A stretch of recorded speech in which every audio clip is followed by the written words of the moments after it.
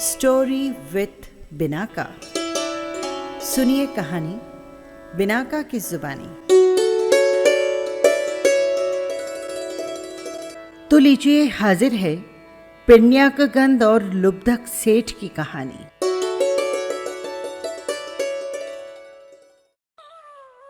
तो आइए पहले सुनते हैं कहानी पिण्याकगंद की।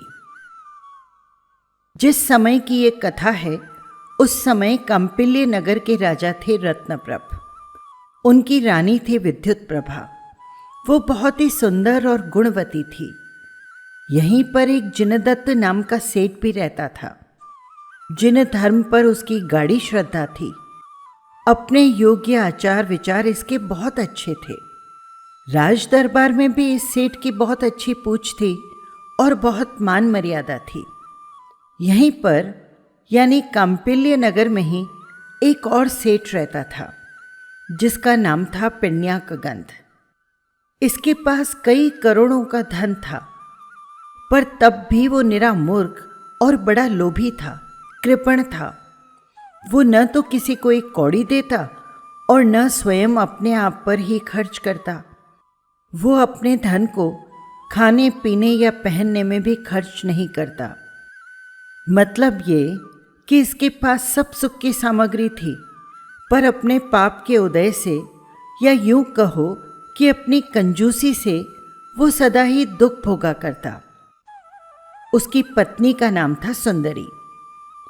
उसके एक पुत्र हुआ, जिसका नाम रखा गया विष्णुदत्त। एक दिन राजा के तालाब को खोदते वक्त उड्डू नाम के एक मजदूर को सोने की सलाइयों से भरी एक लोहे की संदूक मिल गई। वो संदूक वहां हजारों वर्षों से गड़ी हुई थी। यही कारण था कि उसे खूब कीटों ने खा लिया था। उसके भीतर की सलाइयों पर भी बहुत मैल जमा हो गया था। मैल के कारण ये नहीं जान पड़ता था कि वे सोने की हैं। उड्डू ने उसमें से एक सिलाई लाकर जिनदत्त सेठ को लोहे के भाव बेच दी। सेठ ने उस समय तो उसे ले लिया, पर जब उसे धोने के बाद ध्यान से देखा तो पता चला कि वो सलाई सोने की है। सेठ ने उसे चोरी का माल समझ अपने घर में रखना उचित नहीं समझा। उसने उसकी एक खूबसूरत सी जिन प्रतिमा बनवा ली और प्रतिष्ठा करवाकर उसे मंदिर में विराजमान कर दिया। सच है, धर्मात्मा पुरुष पाप से बड़े डरते हैं। कुछ दिनों बाद उड्डू फिर एक सिलाई लिए जिनदत्त सेठ के पास आया, लेकिन अब की बार सेठ ने उसे उससे नहीं खरीदा, इसलिए कि वो धन दूसरे का था। तब उड्डू ने उसे पिण्याकगंद को बेच दिया। पिण्याकगंद को भी मालूम हो गया कि वो सलाई लोहे की नहीं सोने की है, पर तब भी लोभ में आकर उसने उड्डू से कहा, उड्डू, ऐसा कर, तेरे पास जितनी भी सलाइयां हैं उन्हें मुझे लाकर दे दे। मुझे इन दिनों लोहे की कुछ ज्यादा जरूरत है। और इस तरह से पिण्याकगंद ने उड्डू से कोई 98 सलाइयां खरीद कर बेच दी। बेचारे उड्डू को उसकी सही कीमत ही मालूम न थी, इसीलिए उसने सब के सब सलाइयां लोहे के भाव बेची थी। एक दिन पिण्याकगंद अपनी बहन के बहुत आग्रह करने पर अपने भांजे के ब्याह में दूसरे गांव जाने लगा। जाते समय धन के लोभ से पुत्र को वो सिलाई बतलाकर उसने कहा, बेटा देख, इस तरह की सलाई अगर कोई बेचने आए तो उसे खरीद लेना। पिण्याकगंद के पाप का घड़ा बहुत भर चुका था। अब उसके फूटने की तैयारी थी। इसीलिए तो पाप कर्म के उदय होने से उसे दूसरे गांव जाना पड़ा। अब उड्डू के पास केवल एक ही सलाई बची थी। वो उसे भी बेचने के लिए पिण्याकगंद के पास आया, लेकिन पिण्याक तो वहां था नहीं। तब वो उसके लड़के विष्णुदत्त के हाथ सिलाई देकर बोला, विष्णु जी, आपके पिताजी ने ऐसी बहुतेरी सलाइयां मुझसे मोल ली है। अब ये केवल एक बची है। इसे आप लेकर मुझे इसकी कीमत दे दीजिए। विष्णुदत्त ने उसे ये कहकर टाल दिया अरे उड्डू, मैं इसे लेकर क्या करूँगा? जा जा, मुझे इसकी कोई ज़रूरत नहीं। तुम ले जाओ इसे यहाँ से। उसी समय एक सिपाही ने उड्डू को देख लिया। उसने खोदने के लिए वो सिलाई उससे छुड़ा ली। एक दिन सिपाही ज़मीन खोद रहा था। ज़मीन खोदते समय सलाई के बार बार ज़मीन पर टकराने से उसका मैल उस पर से साफ हो गया और उसे उस पर कुछ लिखा हुआ दिखाई पड़ा। लिखा था, सोने की 100 सलाइयाँ संदूक में हैं। ये लिखा हुआ देखकर सिपाही ने उड्डू को पकड़ लिया और उसे पकड़कर संदूक के बारे में उससे पूछा। उड्डू ने सारी बातें ठीक ठीक बतला दी। सिपाही उड्डू को राजा के पास ले गया। राजा के पूछने पर उसने कहा, महाराज, मैंने ऐसी एक सिलाई सेठ जिनदत्त को बेची और 98 सलाइयाँ पिण्याकगंध सेठ को बेची है। राजा ने सबसे पहले सेठ जिनदत्त को बुलाकर सलाई मोल लेने के बारे में पूछा। जिनदत्त ने कहा, महाराज, मैंने लोहा समझकर एक सोने की सलाई खरीदी, लेकिन जब मुझे पता चला कि वो सोने की है तो मैंने उसकी जिन प्रतिमा बनवा ली। प्रतिमा मंदिर जी में मौजूद है। राजा प्रतिमा को देखकर बहुत खुश हुआ। उसने जिनदत्त की इस सच्चाई पर बहुत मान किया और उसे बहुमूल्य वस्त्राभूषण दिए।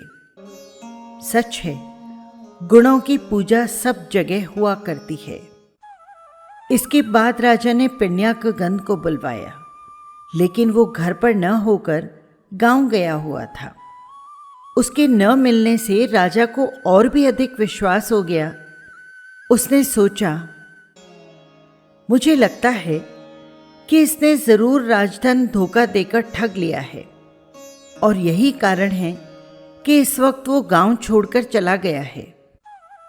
राजा ने उसी समय उसका घर जब्त करवाकर उसके कुटुंब को कैद खाने में डाल दिया, इसलिए कि उसके पूछताछ करने पर भी किसी ने सलाइयों के बारे में नहीं बताया था। सच है, जो आशा के चक्कर में पड़कर दूसरों का धन मारते हैं, वे अपने हाथों अपना सर्वनाश करते हैं। उधर ब्याह हो जाने के बाद पिण्याकगंध घर की ओर वापस आ रहा था। रास्ते में ही उसे अपने कुटुंब की दुर्दशा का समाचार पता चला। उसे उसका बड़ा दुख हुआ। उसने अपने इस जन धन की दुर्दशा का मूल कारण अपने पांवों को ठहराया, इसलिए कि वो उन्हीं के द्वारा दूसरे गांव में गया था। पांवों पर उसे बहुत गुस्सा आया, इसलिए उसने एक बड़ा भारी पत्थर लेकर अपने दोनों पांव तोड़ लिए। मृत्यु उसके सर पर खड़ी थी। वो लोभी आर्त ध्यान बुरे भावों से मरकर नर्क में गया। आइए अब सुनते हैं कहानी लुब्धक सेठ की। जिस समय की ये कथा है, उस समय चंपापुरी के राजा थे अभयवाहन। इनकी रानी का नाम था पुंडरिका। नेत्र इसके ठीक पुंडरिक कमल जैसे थे। उस समय चंपापुरी में लुब्धक नाम का एक सेठ भी रहता था और उसकी पत्नी का नाम था नागवसु। लुब्धक के 2 पुत्र थे, जिनके नाम थे गरुड़दत्त और नागदत्त। दोनों भाई सदा हंसमुख रहते। लुब्धक के पास भी बहुत धन था।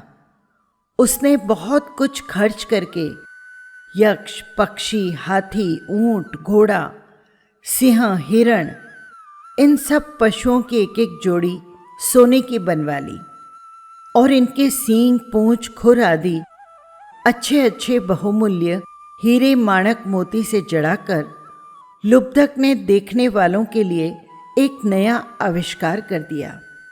जो भी इन जोड़ियों को देखता वो बहुत खुश होता और लुब्धक की तारीफ किए बिना नहीं रहता। स्वयं लुब्धक भी अपनी इस जगमगाती प्रदर्शनी को देखकर अपने आप को बड़ा धन्य मानता था। इसके सिवा लुब्धक को थोड़ा सा दुख इस बात का था कि उसने एक बैल की जोड़ी बनवानी शुरू की, और एक बैल बन भी चुका था, पर फिर सोना न रहने के कारण वो दूसरा बैल नहीं बनवा सका। बस इसी बात की उसे चिंता थी। पर यह प्रसन्नता की बात है कि वो सदा चिंता से घिरा न रहकर इसी कमी को पूरी करने के यत्न में लगा था। एक बार 7 दिन बराबर पानी की झड़ी लगी रही।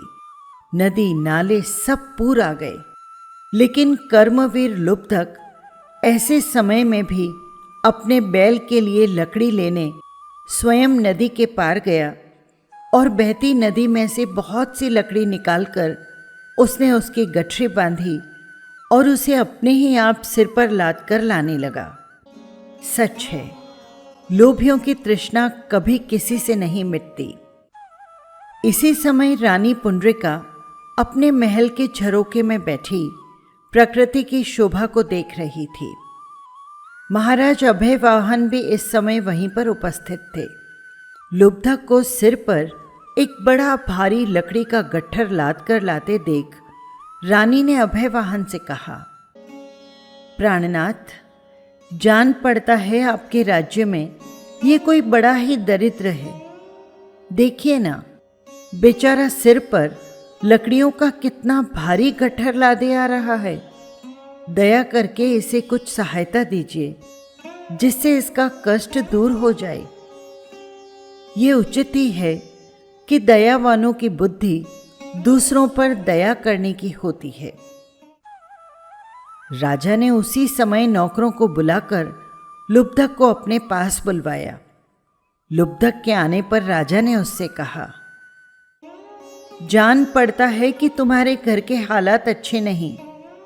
मुझे खेद है इसका कि इतने दिनों से मेरा तुम्हारी ओर ध्यान ही नहीं गया।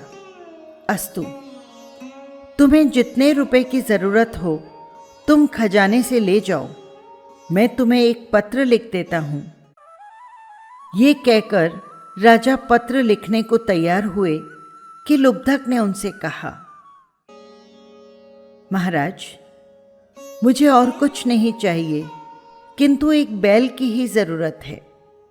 कारण ये कि मेरे पास एक बैल तो है, पर उसकी जोड़ी मुझे मिलानी है। राजा ने कहा, अच्छी बात है, तो जाओ, हमारे पास बहुत से बैल हैं, उनमें से जो तुम्हें पसंद आए उसे अपने घर ले जाओ। राजा के जितने बैल थे उन सबको देखकर लुब्धक ने राजा से कहा, महाराज, उन बैलों में मेरे सरीखा एक भी बैल मुझे दिखाई नहीं पड़ता। ये सुनकर राजा को बड़ा अचंभा हुआ। उन्होंने लुब्धक से कहा, भाई, तुम्हारा बैल कैसा है ये मैं समझा नहीं, क्या तुम मुझे अपना बैल दिखाओगे? लुब्धक बड़ी खुशी के साथ अपना बैल दिखाना स्वीकार कर महाराज को अपने घर पर लेवा ले गया। राजा को सोने के बने बैल को देखकर बड़ा आश्चर्य हुआ। जिसे उन्होंने एक महादरिद्री समझा था, वही इतना बड़ा धनी, ये देखकर किसे अचंभा न होगा। लुब्धक की स्त्री नागवसु अपने घर पर महाराज को आए देख बहुत प्रसन्न हुई। उसने महाराज को भेंट देने के लिए सोने के थाल में बहुमूल्य सुंदर सुंदर रत्नों को सजाया और उसे अपने स्वामी के हाथ में देकर कहा, स्वामी, ये थाल महाराज को भेंट कीजिए। रत्नों के थाल को देखकर लुब्धक की तो छाती बैठ गई, पर महाराज जी पास होने से उसे वो थाल हाथ में लेना पड़ा। जैसे ही थाल को उसने हाथ में लिया, उसके दोनों हाथ थरथर कांपने लगे और ज्यों ही उसने थाल देने के लिए महाराज की ओर हाथ बढ़ाया, तो लोभ के मारे उसकी उंगलियां महाराज को सांप के फण की तरह दिखाई पड़ी। सच है, जिस पापी ने कभी किसी को एक कौड़ी तक न दी हो, उसका मन क्या दूसरों की प्रेरणा से कभी दान की ओर झुक सकता है? नहीं। राजा को उसके ऐसे बुरे बर्ताव पर बड़ी नफरत हुई। फिर एक पल भर भी उन्हें वहां ठहरना अच्छा न लगा। वे उसका नाम फणहस्त रख अपने महल में आ गए। लुब्धक की दूसरा बैल बनाने की आकांक्षा अभी पूरी नहीं हुई। वो उसके लिए धन कमाने को सिंहलदीप गया। लगभग 4 करोड़ का धन उसने वहां पर रहकर कमाया भी। पर जब वो अपना सारा धन माल असबाब जहाज पर लाद कर लौट रहा था तो रास्ते में आते आते कर्म योग से हवा उल्टी बह चली। समुद्र में तूफान पर तूफान आने लगे। एक जोर की आंधी आई और उसके जहाज को ऐसे जोर से धक्का मारा कि जहाज उलटकर देखते ही देखते समुद्र के विशाल गर्भ में समा गया। लुब्धक, उसका सारा धन सामान और इसी के साथ बहुत से लोग जहाज के साथ ही डूब गए। लुब्धक आर्त ध्यान से मरकर अपने धन का रक्षक सांप हुआ। तब भी उसमें से एक कौड़ी भी वो किसी को उठाने नहीं देता। एक सांप को अपने धन पर बैठा देख लुब्धक के बड़े लड़के गरुड़दत्त को बहुत क्रोध आया और इसलिए उसने उसे उठाकर मार डाला। यहां से बुरे भावों से मरकर वो चौथे नरक में गया, जहां के पाप कर्मों का बड़ा ही दुस्सह फल उसे भोगना पड़ा। इस प्रकार धर्म रहित जीव क्रोध, मान, माया, लोभ आदि के वश में हो पाप के उदय से इन दुखों के समुद्र संसार में अनंत काल तक दुख और कष्ट उठाया करता है। इसीलिए जो सुख चाहते हैं, जिन्हें सुख प्यारा है, उन्हें चाहिए कि वे क्रोध, मोह, लोभ और माया को संसार के दुख का कारण समझ मन, वचन और शरीर से इनका त्याग करें। जिन भगवान के उपदेश किए गए धर्म और भक्ति को ग्रहण करें और परम शांति मोक्ष को प्राप्त करें।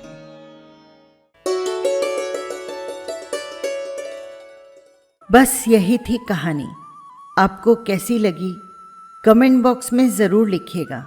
और हाँ, यदि आपने चैनल को सब्सक्राइब नहीं किया है तो कर लीजिएगा, जिससे हर कहानी सीधे पहुंच सके आप तक। फिर मिलेंगे किसी नई कहानी के साथ। जय जिनेंद्र।